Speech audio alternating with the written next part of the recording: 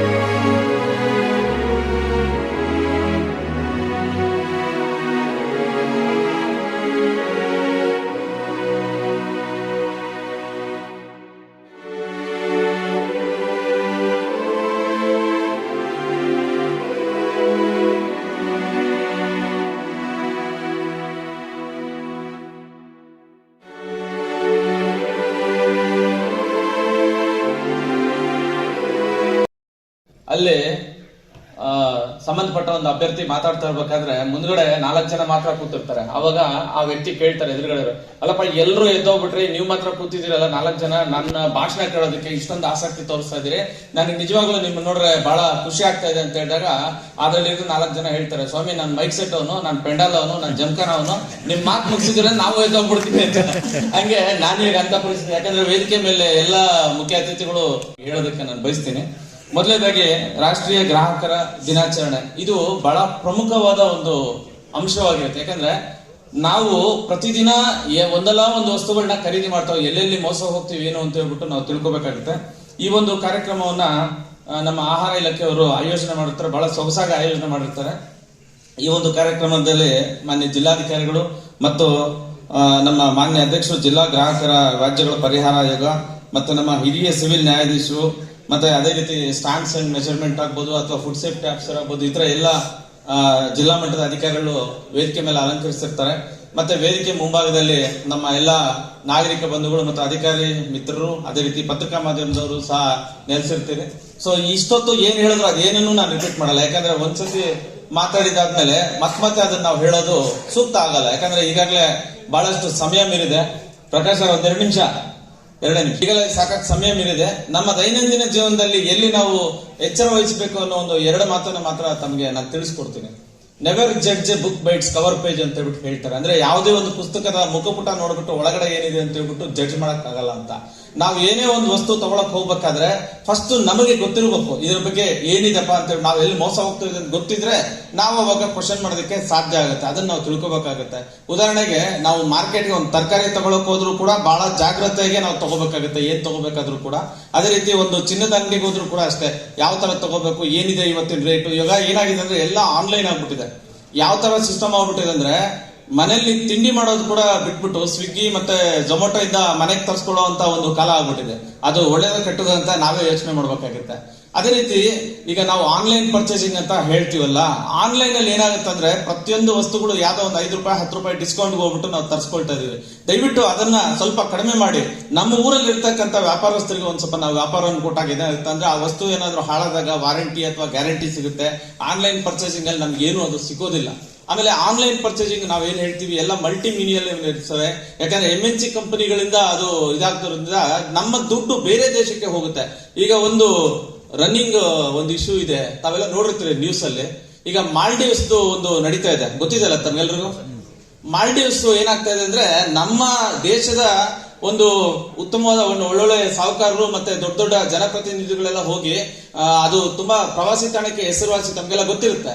ಅಂತ ಒಂದು ಪ್ರವಾಸಿ ತಾಣದಲ್ಲಿ ನಾವು ಹಾಕ್ತಕ್ಕಂಥ ದುಡ್ಡನ್ನ ಚೀನಾದವ್ರ ಜೊತೆ ಒಪ್ಪಂದ ಮಾಡಿಕೊಂಡು ನಮ್ಮ ಶತ್ರು ರಾಷ್ಟ್ರನ ನಮ್ಮ ವಿರುದ್ಧ ಬೆಳೆಸ್ತಾರೆ ಅಂತ ಹೇಳಿದ್ರೆ ನಾವು ಯಾವ ಲೆಕ್ಕದಲ್ಲಿ ಇದೀವಿ ಅಂತ ಯೋಚನೆ ಮಾಡಬೇಕಾಗುತ್ತೆ. ಅದಕ್ಕೆ ಪ್ರಧಾನಮಂತ್ರಿ ನರೇಂದ್ರ ಮೋದಿ ಅವರು ಏನ್ ಮಾಡಿದ್ದಾರೆ ಅಂದ್ರೆ, ಲಕ್ಷದ್ವೀಪ ನಮ್ದೇನಿದೆ 36 ಐಲ್ಯಾಂಡ್ಸ್ ಇದೆ ಲಕ್ಷದ್ವೀಪ, ಆ ಒಂದು ಲಕ್ಷದ್ವೀಪ ನಾವೇ ಯಾಕೆ ಪ್ರವಾಸಿ ತಾಣವಾಗಿ ಬೆಳೆಸಬಾರ್ದು, ಯಾವ ಮಾಲ್ಡೀವ್ಸ್ ಕಡಿಮೆ ಇಲ್ಲ ಅಂತ ಹೇಳ್ಬಿಟ್ಟು ಹೇಳಿದಾಗ ನಮ್ಮ ಟಾಟಾ ಕಂಪನಿಯವರು ಅಲ್ಲಿ ವಿಲಾಸು ಮತ್ತೆ ಪ್ರವಾಸಿ ತಾಣವನ್ನ ಅಭಿವೃದ್ಧಿಪಡಿಸಿ ಅಂತ ಹೇಳ್ಬಿಟ್ಟು ಹೇಳಿದ್ದಾರೆ. ಇದು ನಮ್ಮ ದೇಶದ ಒಂದು ಸ್ವಾವಲಂಬನೆಯ ಒಂದು ಪ್ರಶ್ನೆ ಆಗಿರುತ್ತೆ.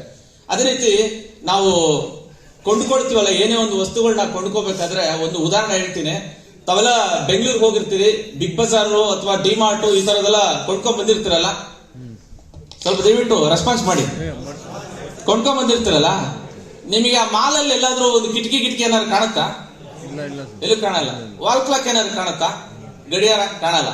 ನೀವು ಹೋಗಿದ ತಕ್ಷಣ ನಿಮ್ಗೆ ದೊಡ್ಡದೊಂದು ಬ್ಯಾಸ್ಕೆಟ್ ಕೊಡ್ತಾರೆ, ಟ್ರಾಲಿ ಕೊಡ್ತಾರೆ, ಕೊಡಲ್ಲ. ನಿಮ್ ಮೇಲೆ ಪ್ರೀತಿಗಲ್ಲ ಕೊಡೋದು, ನಿಮ್ಮನ್ನು ದೋಚ್ಕೊಳ್ಳೋದು ಕೊಡೋದು. ಕರೆಕ್ಟಾ? ಮೊದಲೆಲ್ಲ ಏನ್ ಮಾಡ್ತಾ ಇದ್ವಿ ಅಂದ್ರೆ, ಒಂದು ವಸ್ತುಗಳು ಏನೇನ್ ಬೇಕು ಅಂತ ಹೇಳ್ಬಿಟ್ಟು ಮನೇಲಿ ಒಂದು ಪಟ್ಟಿ ಮಾಡ್ತಾ ಇದ್ರು ನಮ್ಮ ತಂದೆ ತಾಯಿ. ಇಂಥದ್ದು ಬೇಕು ಇಂತಿಂತದ್ದು ಅಂತ, ಎಷ್ಟು ದುಡ್ಡು ಇದೆ, ನನಗೇನ್ ಬೇಕು ಅಷ್ಟೇ. ಹೋಗ್ಬಿಟ್ಟು ತಗೊಂಡ್ಬಂದು ಕೊಟ್ಟಿದ್ದಾರೆ ಅಂದ್ರೆ ತಿಂಗಳು 2 ತಿಂಗಳು ಬರ್ತಾ ಇತ್ತು, ಮತ್ತೆ ಆಗೋಯ್ತು ಅಂದ್ರೆ ತಗೊಂಡ್ಬರ್ತಾ ಇದ್ರು. ಈಗ ನಾವೇನ್ ಮಾಡ್ತೀವಿ, ಮಕ್ಕಳು ಕರ್ಕೊಂಡು ಮಾಲ್ಗೆ ಹೋಗೋಣ ಅಂತ ಹೇಳ್ಬಿಟ್ಟು ಹೋಗ್ತೀವಿ.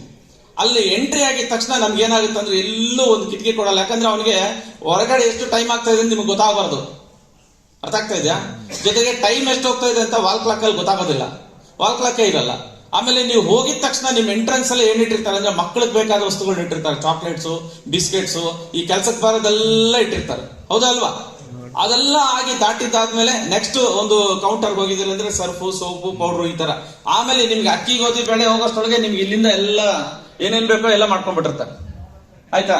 ಇದು ಮಾರ್ಕೆಟಿಂಗ್ ಸ್ಕಿಲ್ ಅಂತ ಅವ್ರು ಕರೆದ್ರೆ, ಇದು ಗ್ರಾಹಕರನ್ನ ಮೋಸ ಮಾಡೋ ಒಂದು ಟೆಕ್ನಿಕ್ ಅಂತ ಹೇಳ್ಬಿಟ್ಟು ನಾವು ಅರ್ಥ ಮಾಡ್ಕೋಬೇಕಾಗುತ್ತೆ. ಹೌದಾ ಅಲ್ವಾ?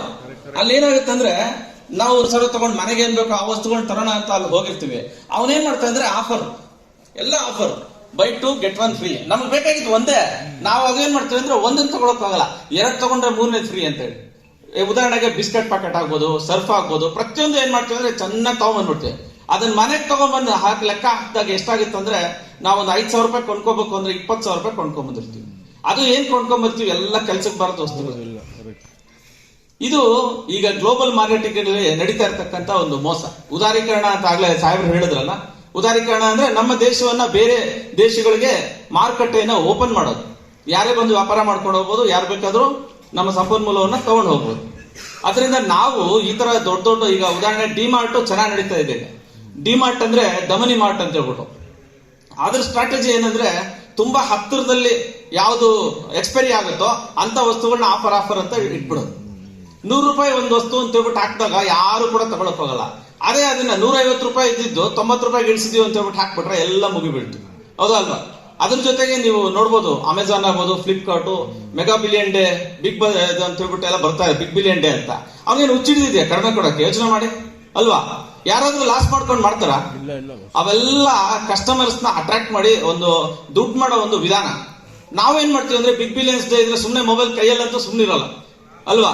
ಮೊಬೈಲ್ ಇತ್ತಂದ್ರೆ ಏನೋ ಒಂದು ಮಾಡ್ತಾ ಇರ್ತೀವಿ. ಅವಾಗ ಏನ್ ಮಾಡ್ತೀವಿ ಅಂದ್ರೆ, ಬಿಗ್ ಬಿಲಿಯನ್ ಡೇ ಅಂತ ನಮ್ಮ ಹತ್ರ ಇದ್ರೂ ಕೂಡ ವಾಚ್ ಆರ್ಡರ್ ಮಾಡ್ತೀವಿ, ನಮ್ಮಲ್ಲಿ ಮನೇಲಿ ಇದ್ರೂ ಕೂಡ ಆ ವಸ್ತುನ ಮತ್ತೆ ತರಿಸ್ಕೊಳ್ತೀವಿ. ಯಾಕಂದ್ರೆ ಆಫರ್.